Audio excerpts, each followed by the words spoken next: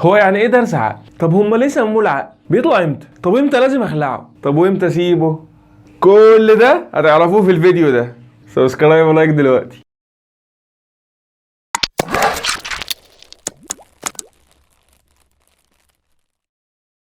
واحد يجي يقول لي طب ما انا ما طلعليش درس العقل، يعني انا كده مجنون؟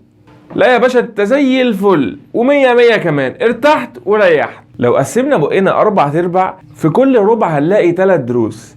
درس العقل هو اخر درس في ال3 دروس دول، واسمه الويزدم او الثيرد مولر. يعني احنا كده عندنا 4 دروس عقل مش درس واحد بس. سموه درس العقل لانه بيطلع في سن الرشد من 18 ل 25 سنه. درس العقل لما يجي يطلع بيكون حاله من ال3 حالات دول، انت حاله منهم. يا اما ما طلعلكش خالص ولا هيطلع لك ببساطه جدا لانه مش موجود، وده ليه اسباب كتير جدا احنا في غنى عن شرحها. يا اما طالع في مكانه مظبوط جدا ومرصوص جنب الدروس بالظبط، وده ما بيبقاش فيه اي مشكله. يا اما جه يطلع اتزنق وما لقاش مكان يطلع فيه فعمل مشكله، وده بقى هو لب الموضوع. الدرس المزنوق ده بيكون حاجه من الثلاثه: يا اما مدفون باكمله جوه عظم الفك وده ما بيكونش ظاهر في بقه، يا اما جزء صغير منه طالع فوق العظم بس متغطي برضه باللثه وبالتالي برضه مش بيكون باين في بقك، يا اما بقى طالع لفوق شويه كمان وبقى فيه جزء منه باين من اللثه. ايه المشاكل بقى اللي بتحصل؟ اول مشكله الدرس ده ممكن يعملها هي التهاب في اللثه.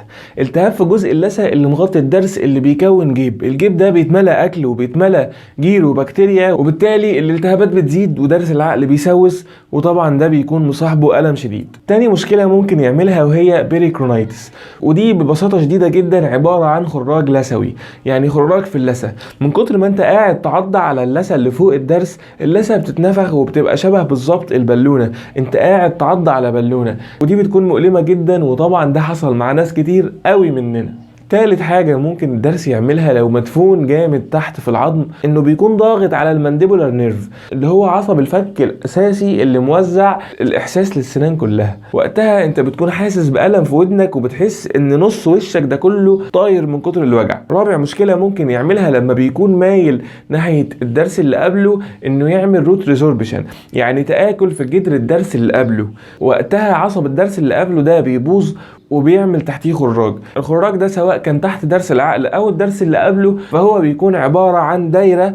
الدايرة دي مليانة بكتيريا، وديت اكبر مشكلة واكبر مصيبة درس العقل بيعملها، الخراج. تخيل البكتيريا دي ممكن تعمل ايه؟ ممكن تفضل تاكل في عظم الفك لحد ما الفك يتكسر، وممكن تنتشر وتنتقل لأماكن تانية في الوش. وقتها العلاج بيكون صعب ولازم المريض ده يتحجز في مستشفى، لأنه لو ما اتعالجش فورا الورم ده هيوصل لرقبته ومن ثم للأوردة الرئيسية، يعني للقلب، يعني الوفاة.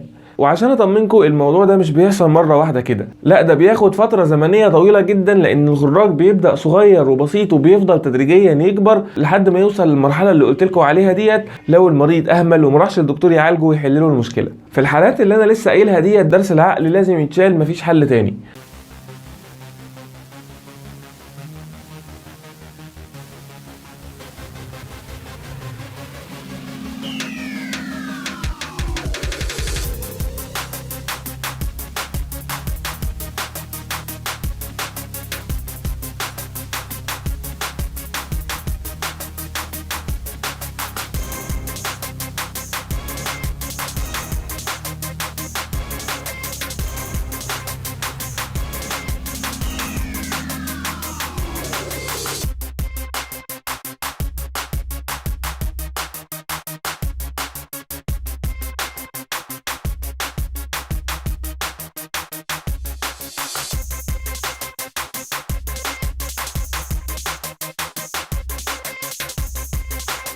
امتى بقى درس العقل نسيبه؟